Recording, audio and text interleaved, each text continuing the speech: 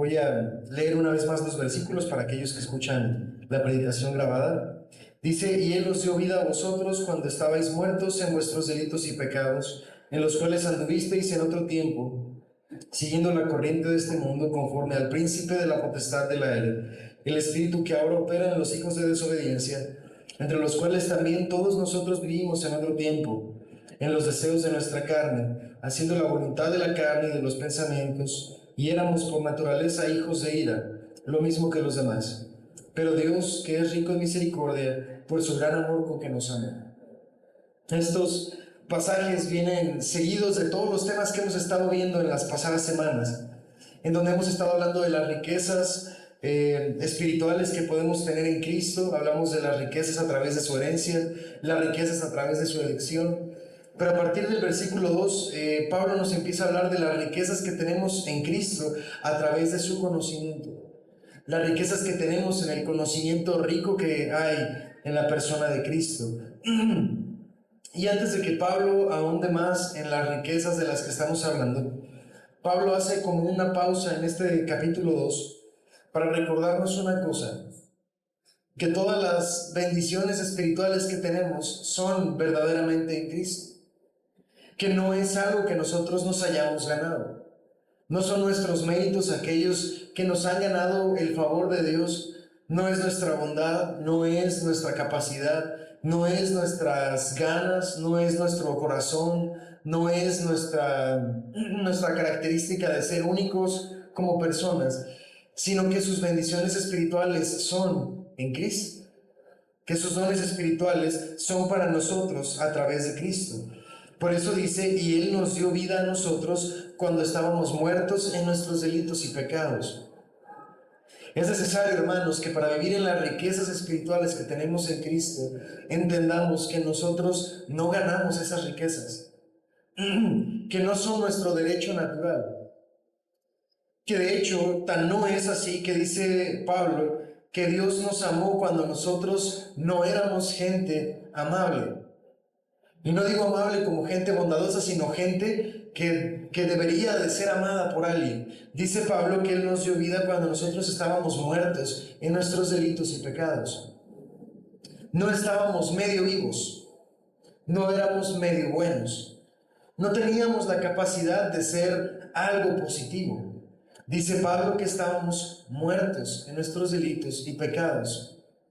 Dijera el hermano Sugel que muerto no significa un poco vivo, ni tampoco inútil significa un poco útil. Muerto significa sin vida. Espiritualmente, hermanos, nosotros estábamos muertos, incapaces de agradar a Dios, incapaces de aportarle a Dios algo, incapaces de ser algo en lo que Dios pudiera beneficiarse, incapaces de ser algo de lo que Dios pudiera sonreír y agradarse y complacerse de nosotros. Nosotros somos incapaces naturalmente de agradar a Dios de esa manera. Más bien nosotros estábamos enterrados en nuestros delitos y pecados, naturales de una humanidad caída. Por eso Pablo dice que cuando nosotros estábamos en esa muerte espiritual, fue Dios el que nos dio vida. Que tú nunca tienes que creer, ni ahora que tengas poco siendo cristiano, ni en 30 años, que las cosas beneficiosas que tienes las has obtenido porque tú te las has merecido, sino por eso, porque Cristo nos dio vida cuando nosotros estábamos muertos en nuestros delitos y pecados. Cuando para nosotros no había esperanza, cuando nosotros no teníamos valor alguno, cuando nosotros no teníamos ninguna cualidad que fuera digna de algo del Señor, Cristo decidió amarnos y entregar su vida por nosotros. Es lo que cantábamos hace un momento en la alabanza que nos dirigían nuestros hermanos. Dice que nosotros, la alabanza decía que nosotros incluso formábamos parte de las burlas que blasfemaban al Señor Jesucristo, que lo vituperaban, esas risas burlonas. Nosotros estábamos en medio de un pueblo de labios inmundos y éramos por naturaleza también pueblo de labios inmundos, con corazones llenos de corrupción.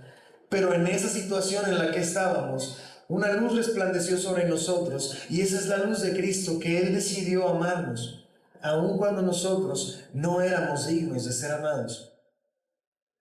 Tal vez para muchas personas esto es una catástrofe. Tal vez estoy quitándole la dignidad a la vida humana. Tal vez cuando escuchan esto les da coraje pensar que no se merecen nada y que no significan nada. Pero lo cierto, hermanos, es que Dios no nos salvó porque Él nos necesita, sino que nos salvó porque Él es un Dios que salva.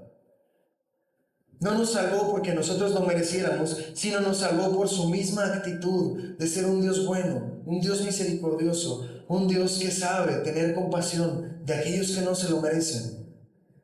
Y eso tal vez es, hermanos, la riqueza más grande que puedo compartirles en estos versículos.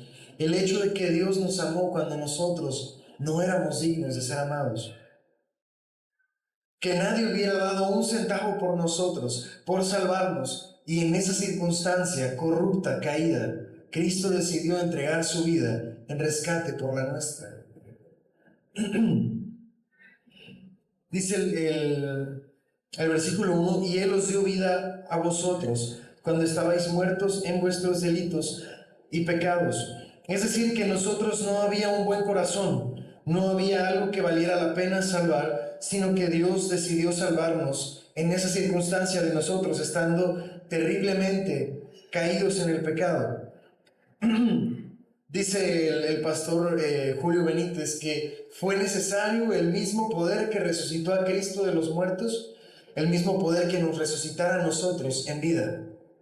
El mismo poder que levantó a Jesucristo de entre los muertos es el mismo poder que nos resucitó a nosotros en esta vida natural. Eso es a lo que Pablo le llama la primera resurrección. Que nosotros, estando en esta vida, estábamos como muertos espiritualmente, y que el mismo poder que salvó a Cristo de entre los muertos tuvo que salvarnos también a nosotros. Que éramos como muertos vivientes, estando en esta vida, disfrutando de poder caminar, de poder respirar, pero en el interior estábamos llenos de muerte, llenos de podredumbre. Dijera el Señor Jesucristo, como sepulcros blanqueados éramos nosotros, como sepulcros abiertos. Personas que tal vez pueden disfrutar de cierta calidad de vida, pero que espiritualmente no tienen nada, que espiritualmente están vacíos. Pablo nos recuerda en el versículo 2 que en ese entonces nosotros también estuvimos de esa manera. Dice que nosotros estábamos muertos en nuestros delitos y pecados, dice, en los cuales anduvisteis en otro tiempo, siguiendo la corriente del mundo, conforme al príncipe de la potestad del aire, el espíritu que ahora opera en los hijos de desobediencia. Dice Pablo que en esa circunstancia nosotros también estuvimos. El hecho de que ahora seamos cristianos, el hecho de que ahora hayamos sido tocados por el Espíritu Santo, que ahora gocemos de paz con Dios, nunca debe de hacernos olvidar que en otro tiempo estuvimos en esa misma circunstancia, muertos espiritualmente, como sepulcros abiertos que no tenían y no merecían nada de Dios. Nunca nosotros debemos de olvidar eso. Y tal vez en algunos años van a venir más personas, van a sentarse aquí, van a decir, el hermano siempre predica de lo mismo. Siempre predica del pecado, siempre predica del arrepentimiento, siempre predica de que somos salvos en Cristo y que nosotros no merecemos nada. Bueno, hermanos, es que eso es realmente el Evangelio. Eso es realmente lo que Cristo nos llamó a predicar. El arrepentimiento continuo. El que te acuerdes todos los días de que tú en otro tiempo fuiste una persona que estaba muerta. Y que en este tiempo, si es que tienes vida, si es que tienes paz con Dios, no es algo que tú te ganaste. Para que nunca creas que puedes estar delante de Dios parado por tus esfuerzos. Para que nunca creas que tú eres digno por lo que tú eres, sino por lo que Cristo es. Para que nunca olvides de dónde vienes y quién fue el que te sacó de ese lugar. Para que recordemos, hermanos, que nosotros en otro tiempo fuimos muertos en nuestros delitos y pecados, y Cristo tuvo que extender su mano poderosa y salvarnos de nuestra corrupción y entregar su vida por nosotros, para que ahora nosotros pudiéramos gozar de las riquezas espirituales. Y yo sé que esto lo digo mucho y lo repito mucho, pero ahora entonces que alguien me explique cómo una persona puede demandar de Dios algo. ¿Cómo una persona se siente capaz de decretar algo? De ordenarle a Dios algo. Si todo lo que tenemos, hermanos, es algo que es de Cristo y que Él nos lo dio a nosotros en un favor infinito, inconmensurable, que no podemos poner en palabras, es algo que Él nos transmitió a nosotros, pero es algo que nosotros no ganamos. Y eso siempre tiene que estar presente en nosotros. Cuando ores a Dios, ora a Dios agradeciéndole a Cristo, porque es a través de Él que puedes hablar con nuestro Padre Celestial. Cuando obtengas el título universitario, cuando obtengas el ascenso en el trabajo, cuando puedas comprar la casa, agradécele a Cristo, porque es a través de Cristo que tienes todas las cosas. Nuestra actitud siempre debe de ser la de un profundo y sincero agradecimiento a Dios por los favores que Él nos ha dado cuando nosotros no los merecíamos. No hay otra actitud que pueda revelar al verdadero cristiano sino el agradecimiento y la humildad. Es por eso, hermanos, aunque esto no es propiamente el tema, que una de las actitudes que Dios más rechaza, más juzga, más critica abiertamente en toda la Escritura es el orgullo. Dios resiste a los soberbios, Dios desprecia a los orgullosos, Dios va a derribar a esas personas que creen que son fuertes y que creen que pueden hacer lo que les place. Porque son esas personas las que no se dan cuenta de que todo se lo debemos a nuestro Padre Celestial.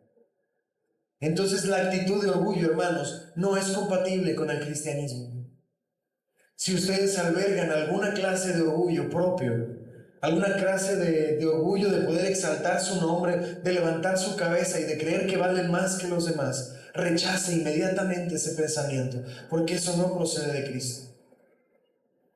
La actitud del cristiano es la de un profundo agradecimiento, la de humildad delante de los demás, la de saber que yo soy lo que soy porque alguien me salvó, que yo puedo hablar, que yo puedo predicar, que yo puedo orar, que yo puedo disfrutar de los beneficios de ser cristiano por Cristo y no por nada más.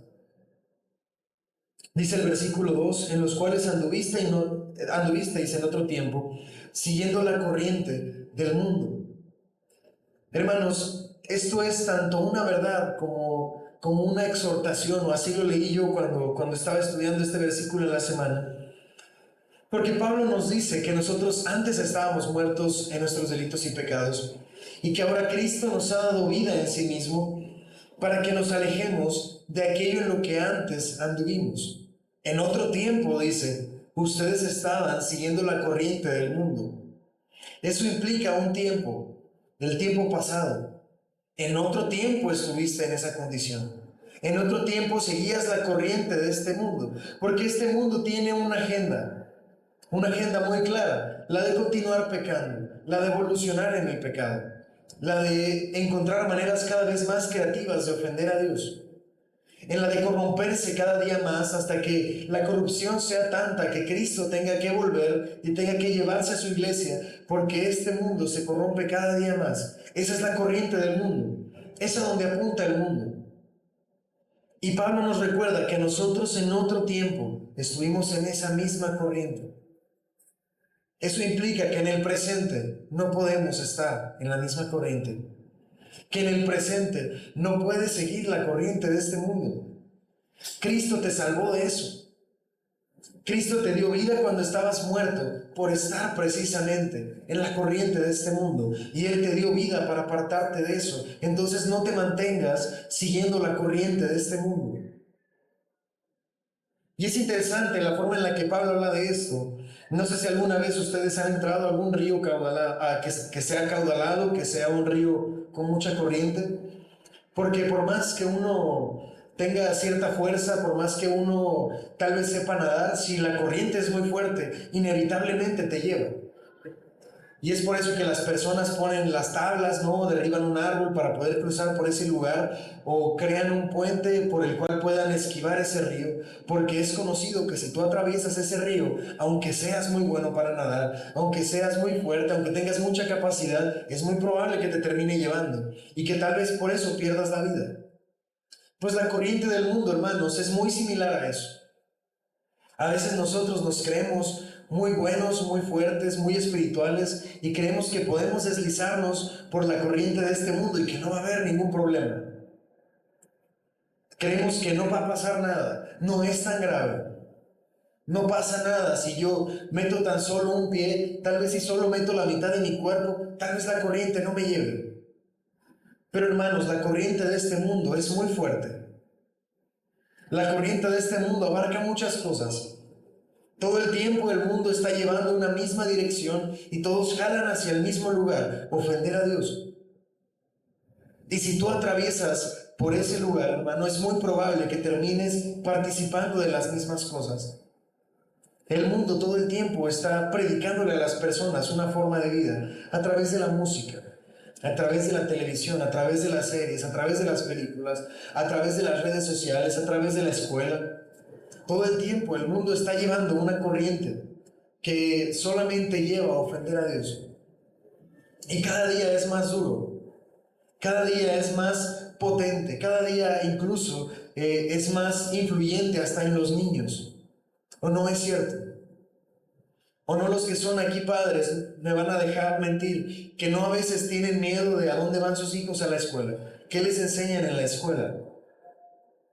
¿A poco no se han topado ustedes estar en redes sociales y de repente estar viendo cosas que ustedes no querían ver? De estar leyendo cosas que ustedes no querían leer, observando cosas que ustedes no fueron a buscar, pero la corriente de este mundo es muy fuerte. La corriente de este mundo es muy atrapante. Y tú en otro tiempo vivías en esa corriente del mundo y andabas en esos delitos y pecados. Pero ahí está la clave, y es que en otro tiempo, o debe de ser en otro tiempo, no en el presente. El cristiano no puede vivir en la corriente de este mundo. El cristiano se tiene que apartar de la corriente de este mundo. El cristiano tiene que vivir de acuerdo a otro estándar de vida. El cristiano tiene que buscar, hablar, pensar, comportarse diferente, porque él no es de este mundo. Él es un ciudadano celestial que está esperando que esa ciudadanía se revele hasta que esa plenitud de Cristo, esa glorificación final de la que hemos hablado muchas veces, se manifieste y nosotros como ciudadanos celestiales podamos llegar a vivir en ese reino en el que nosotros pertenecemos. No en este, no en las cosas de este mundo, sino en las cosas del mundo que va a venir después. Por eso Pablo nos dice que Él nos dio vida, vida para que vivamos fuera de la corriente de este mundo, fuera de los placeres de este mundo, fuera de las cosas que este mundo anhela que nosotros participemos. Nosotros, hermanos, tenemos que ser ciudadanos celestiales, con otro estándar de vida, con valores diferentes, con actitudes diferentes, con valores, con honor, con otra clase de pensamientos. Y cuando otra gente ofende, nosotros nos guardamos el insulto. Cuando otras personas engañan, mienten, roban, nosotros intentamos hacer lo honorable, lo que agrada a Dios, a pesar de que eso implique muchas veces que no nos vaya bien en el mundo. A pesar de que eso implique muchas veces no ganar lo que otras personas ganan, no tener lo que otras personas tienen, porque nosotros no vamos a rebajarnos a vivir de otra manera que no sea la que Cristo compró para nosotros. Una y otra vez yo he hablado de lo terrible que puede ser para un cristiano no vivir de acuerdo a las riquezas que él tiene. Pero tal vez una de las cosas más terribles, hermano, es que a veces nosotros no queremos vivir de acuerdo a esas riquezas. A veces nosotros no queremos vivir de acuerdo a esos valores. A veces nosotros no queremos recibir el insulto y no contestarlo. A veces nosotros no queremos perder los beneficios del mundo por ser cristianos. A veces nosotros mismos no queremos perdernos las fiestas porque es un evento tan importante, entonces voy a omitir lo cristiano hoy por ir a la fiesta. Voy a omitir lo cristiano hoy por participar con los demás. Voy a omitir lo cristiano hoy por caerle bien a los que me rodean. Entonces no siempre se trata de que el cristiano no conoce sus riquezas. A veces se trata de que nosotros no hacemos lo que nos toca hacer. Y a veces las riquezas del Señor nosotros no las podemos disfrutar porque nuestra forma de vida no se corresponde con esas riquezas. Entonces, hermanos, nosotros tenemos que cambiar la forma en la que vivimos, tenemos que salir de la corriente de este mundo y comenzar a vivir la vida a la que Cristo nos hizo nacer de nuevo. comenzar a vivir esa vida apartada a la que Cristo nos resucitó. No nos resucitó para volver al mundo, nos resucitó para tener una vida diferente. Dice que en otro tiempo estuvimos en esa vida siguiendo la corriente de este mundo, conforme al príncipe de la potestad del aire. Dice el espíritu que ahora opera en los hijos de desobediencia. Hay un poder espiritual que opera en las personas del mundo y que incita sus deseos carnales, que eleva sus concupiscencias para poder hacerlos en el mundo, para que las personas del mundo tengan todas las herramientas necesarias para hacer el mal que se proponen. Y el apóstol Pablo lo llama el príncipe de la potestad del aire. Es algo interesante que Pablo lo llame así. Es algo interesante porque el hecho de que Pablo diga que es un poder activo, es algo activo, implica que hay un poder espiritual influyente, determinante, que capacita a las personas para hacer el mal que se proponen. Hay un Señor de este mundo. Hay un Señor que gobierna en este mundo y que le da la capacidad, la facultad, las herramientas a las personas para que hagan los males que se proponen. Y a veces nosotros nos preguntamos, ¿por qué es que en este mundo al malo le va bien? ¿Nos lo hemos preguntado? ¿Se lo han preguntado? No es una pregunta extraña, hermanos, porque el salmista también se preguntó lo mismo. ¿Por qué a los que hacen iniquidad les va bien? ¿Por qué el justo padece, mientras que el injusto se eleva? ¿Por qué cuando parece que el justo está en lo más bajo, el injusto se sienta en el trono y tiene las riquezas y tiene las propiedades y tiene el estatus, mientras que el justo a veces está batallando constantemente? La razón está en este versículo, hermanos, porque hay un príncipe de la potestad del aire que opera en los hijos de desobediencia. Porque este mundo, hermanos, tiene un Dios, y como nos decía mi mamá de chiquitos, un Dios con D chiquita. No es el Dios real, pero es el Dios de este mundo. Es el Dios en el que las personas de este mundo decidieron creer. Es el Dios en el que las personas de este mundo depositaron su confianza, su corazón y sus esperanzas. Si ustedes me acompañan a 2 Corintios, vamos a leer algo que nos va a aclarar más el tema. 2 Corintios 4:4.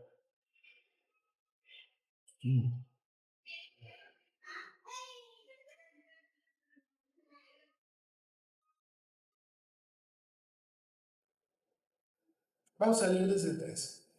Dice, pero si nuestro evangelio está aún encubierto, entre los que se pierden está encubierto, en los cuales el Dios de este siglo cegó el entendimiento de los incrédulos, para que no les resplandezca la luz del evangelio de la gloria de Cristo, el cual es la imagen de Dios. Porque nosotros no nos predicamos a nosotros mismos, sino a Jesucristo como Señor, y a nosotros como vuestros siervos, por amor de Jesucristo, por amor de Jesús, perdón. Pablo dice que hay un Dios de este siglo, hay un Dios de este mundo, y ese Dios, hermanos, es Satanás. Él gobierna desde el primer siglo. Él gobierna, de hecho, desde la primera etapa, en la primera era de este mundo, en donde el mismo Adán y Eva cometieron pecado y se entregaron de voluntad a Satanás. Desde ese momento, Satanás gobierna sobre las personas. Y ya no es más Dios nuestro Señor, el Señor de este mundo, en referencia a lo que las personas creen y a lo que las personas entregan. Es decir, que Dios es el Dios soberano de toda la creación y nadie le puede quitar ese lugar.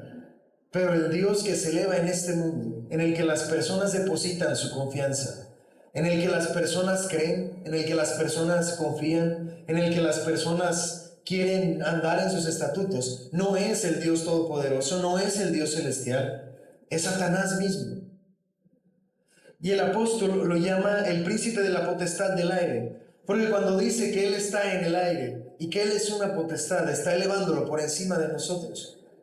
Está diciendo que verdaderamente Él es una figura de autoridad en este mundo y que lo que estamos viendo en el mundo, la corrupción, el pecado, la influencia, las ideologías de género, el pecado, la muerte, los homicidios, los narcotraficantes, la drogadicción, todas esas cosas, hermanos, no es el resultado de que Dios lo está enviando porque Dios quiere castigar al mundo. Es el resultado de las personas depositando todas sus obras y toda su fuerza y su esperanza en Satanás. Y tal vez no de viva voz dicen: yo amo a Satanás, yo lo adoro y yo quiero seguir sus estatutos. Pero con su voluntad, con su corazón, con su fuerza se entregan a lo que Satanás ha impulsado desde el principio. Él es conocido también como el príncipe de la mentira. Aquel que eleva las concupiscencias del hombre, el que los capacita. El resultado, hermanos, de este mundo, lo que nosotros podemos ver, es el resultado de haber el mundo entregado todo su cuerpo en voluntad a lo que Satanás nos incitó a hacer. Entonces, hermanos, cuando alguien les pregunte por qué Dios, siendo un Dios bueno, permite que las cosas malas en el mundo sucedan, es muy clara la respuesta. Porque el Dios de este siglo, el Dios de este mundo, es Satanás. Y el Señor Jesús lo dijo muy claramente: Él solo busca robar, matar y destruir. En lo que la corriente de este mundo enseña, no puede haber algo bueno. No puede haber algo santo. No puede haber algo que nos haga elevarnos a Cristo. Todo el tiempo el mundo va a apuntar siempre al mal, porque el mismo Satanás así procura que sea. Por eso, hermanos, nosotros tenemos que alejarnos de la corriente de este mundo. Porque en el momento en el que nosotros como cristianos participamos del mundo, en el momento en el que nos contaminamos del mundo, estamos contaminándonos del pecado del cual Cristo nos salvó. Estamos entregándonos otra vez al príncipe de este siglo, del cual Dios ya nos libró, del cual Cristo ya pagó el precio, el cual ya nos sacó del mercado de la esclavitud. Pero si nosotros, hermanos, seguimos en la corriente de este mundo, nosotros mismos nos esclavizamos. Y siendo ya libres del pecado, siendo ya libres de esas obras que nos llevan a ofender a Dios, nosotros de voluntad nos volvemos a entregar otra vez a la misma esclavitud. Pablo también le preguntaría me parece que es a los corintios: ¿será que necesitamos otra vez crucificar a Cristo para que los libre una segunda vez? ¿Será que es necesario crucificar otra vez a Jesucristo para que los saque otra vez del mercado de la esclavitud? O más bien es que nosotros voluntariamente nos entregamos a los placeres de este mundo. Y cuando las cosas salen mal, le preguntamos a Dios: ¿por qué permites que pase así? ¿Por qué permites que me pase esto? Y más bien, hermanos, la respuesta está en que nosotros mismos muchas veces aún permanecemos en la corriente de este mundo. Y lo que nos pasa es simplemente la conclusión lógica de haber actuado mal.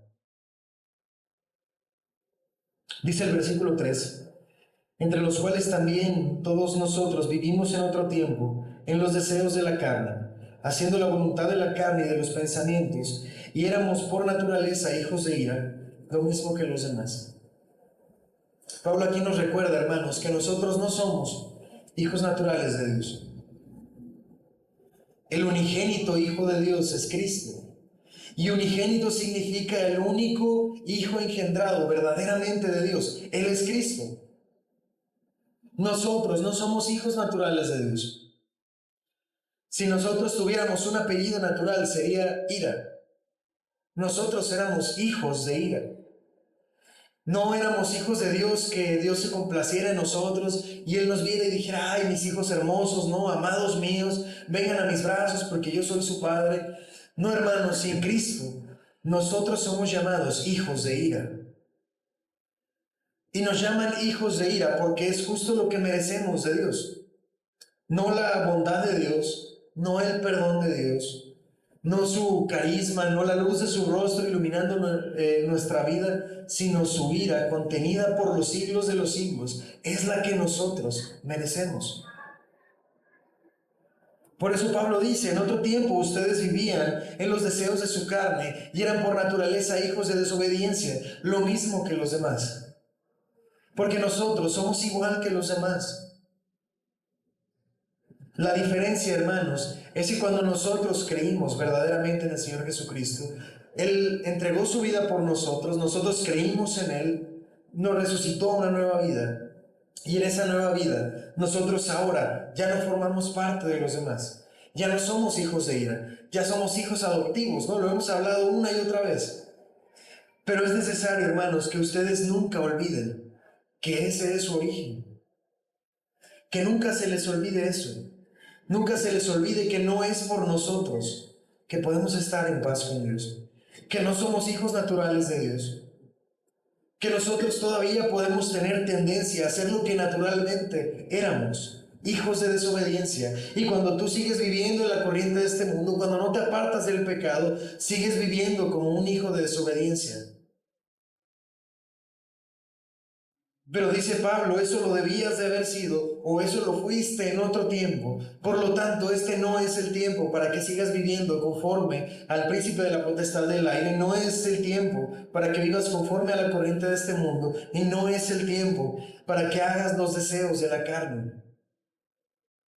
Porque esos deseos, hermanos, se oponen a los celestiales. Esos deseos naturales del mundo se oponen a los principios que el Señor Jesucristo nos dejó.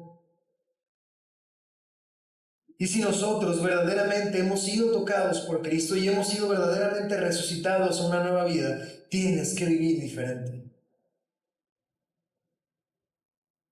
No puedes comerte el postre si no te comes el plato principal. Entonces no puedes gozar de las riquezas espirituales que tienes en Cristo si no vives diferente. Porque Dios es también un Dios justo y Él no recompensa a los que obran mal. Él no recompensa a los hijos desobedientes. Él es un buen padre. Y los que son aquí padres van a entender lo que estoy diciendo. Cuando su hijo desobedece, no lo premias. Cuando tu hijo golpea, cuando tu hijo maldice, cuando tu hijo no hace la tarea, no vienes y le haces una fiesta, ¿no? Y le dices, felicidades porque te portaste muy mal, ¿no? Te ganaste un dulce. Los padres no hacen eso, ¿verdad? O al menos mis padres no me hicieron eso. ¿Sí? Cuando yo me portaba mal, no me iba bien tampoco. Y uno no puede, hermano, creer que puede gozar de los beneficios espirituales de ser cristiano sin vivir como un cristiano. Son cosas ilógicas. No puedes esperar que venga el bien sobre tu vida si te la pasas obrando mal. No puedes esperar que Dios obre en tu favor, que su luz resplandezca sobre tu vida, que te llene de plenitud y de felicidad, si tú todos los días que sales decides mal. Y cuando decidas mal, no digas que es porque no supiste. Cuando decidas mal, no digas que es porque así son las circunstancias. Cuando decidimos mal, hermanos, lo hacemos de nuestra libertad. Los que están en el mundo, hermanos, ellos están condenados a hacer lo que su carne les dicta. Ellos son esclavos del pecado, pero nosotros no. Nosotros fuimos liberados de la esclavitud para que nosotros, dijera Lutero, podamos otra vez escoger no pecar. Entonces cuando pecamos, lo hacemos desde nuestra libertad. Y si pecas desde tu libertad, no esperes que el resultado sea la bendición espiritual de estar con Cristo. Las cosas no funcionan así. ¿Quieres disfrutar de los beneficios espirituales que hasta ahora hemos hablado? Te preguntas tal vez por qué no llegan a pesar de que crees en ellos. Entonces hazte otra pregunta. ¿Será que estoy viviendo conforme al cristianismo? ¿Será que sí vivo como un hijo de Dios? Porque si tu respuesta es no tanto, entonces no esperes los beneficios de ser cristiano. No esperes gozar de la paz, no esperes gozar de la felicidad, no esperes sentirte pleno a pesar de que las cosas vayan mal, no esperes que el resultado de los exámenes sea bueno, no esperes que rápidamente se cure tu enfermedad. Si tú no estás viviendo como Cristo te ordena, no esperes que el Padre te premie por eso. ¿Será cierto o estoy diciendo mentiras? Cierto, ¿no? Pero hay una enseñanza que a mí, o una frase que escuché de Sproul que a mí siempre me ha gustado y es por eso que leímos hasta el versículo 4. Es que Sproul dice que hay una serie de peros en la palabra, en la Biblia, que son el respiro del cristiano. En esos peros, dice Sproul, encontramos la vida. Porque Pablo está diciendo que nosotros estábamos muertos en nuestros delitos y pecados, que en otro tiempo anduvimos bajo la potestad del príncipe de la potestad del aire, que nosotros éramos hijos de desobediencia, que nosotros nos merecíamos la ira de Dios, pero, versículo 4, sí éramos todo eso,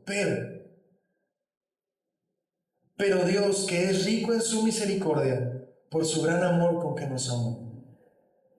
Éramos todo eso, hermanos. Éramos hijos de desobediencia, éramos hijos de ira, estábamos muertos en nuestros delitos y pecados y no había verdaderamente para nosotros ningún atisbo de esperanza. Nosotros estábamos condenados al infierno. Íbamos a revolcarnos, hermanos, en la ira de Dios porque nosotros éramos dignos de eso. Ese era nuestro destino. Ese es el camino al que nuestros pasos apuntaban y no había otra cosa que nosotros pudiéramos hacer ni que nadie pudiera hacer. Pero Dios, que es rico en su misericordia, por su gran amor con que nos amó. Esos son los peros, hermanos, en la Biblia. Los peros que nos dan a nosotros esperanza. Porque sí, tal vez nosotros éramos todo eso, pero Dios, que es rico en misericordia, nos amó y nos dio vida cuando nosotros estábamos muertos en esos delitos y pecados. Y esa es la esperanza que alberga el cristiano. Es la verdad a la que el cristiano se aferra. Y es por eso, hermanos, que el cristiano puede tener plenitud en medio de la tribulación, porque él sabe que Dios, que es rico en misericordia, lo amó. Y aun cuando estaba muerto en sus delitos y pecados, lo salvó y lo introdujo en un árbol que no era el suyo. Lo introdujo en una familia de la cual él naturalmente no era perteneciente, y le puso su nombre y lo vistió y puso su anillo sobre su dedo y lo llamó su hijo. Esa es nuestra esperanza. Nuestra esperanza no es nuestra capacidad de hacer las cosas, sino el hecho de que Dios nos amó porque es rico en misericordia y nos llenó de sus bendiciones. Y es por eso, hermanos, que nosotros tenemos que vivir no como antes vivíamos. No viviendo conforme a la corriente de este mundo, sino viviendo conforme a aquel Dios que es rico en misericordia y nos amó a pesar de lo que éramos. Fíjense que dije que nos amó a pesar de eso. No dije que nos ama a pesar de eso. El hecho es, hermanos, que Él nos amó cuando estábamos muertos en nuestros delitos y pecados. Y nos amó de tal manera que nos resucitó y nos cambió. Es decir, que su amor, hermanos, no funciona de manera de que tú sigas viviendo como antes. Porque Dios te amó así. No, Dios te amó en el pasado así. Y Él te salvó de esa circunstancia para que ya no vivas de esa manera. Por eso a una persona nunca le decimos, no te preocupes, Dios te ama tal como tú eres. No, Dios te ama a pesar de como tú eres. Y te ama a pesar de como tú eres, porque Él puede transformar tu vida. Pero tú tienes también que querer ser transformado. Tú tienes también que querer ser santificado. Dios nos amó como nosotros éramos, pero Dios nunca nos va a dejar como nosotros éramos. Entonces, hermanos, vamos a quedarnos hasta aquí en esta mañana, entendiendo que los siguientes versículos van a continuar con estos pasajes que leímos. Entonces les encargo mucho que lo repasen en la semana para que el próximo domingo lleguemos también con buena idea de este tema. Amén. Vamos a terminar con una oración.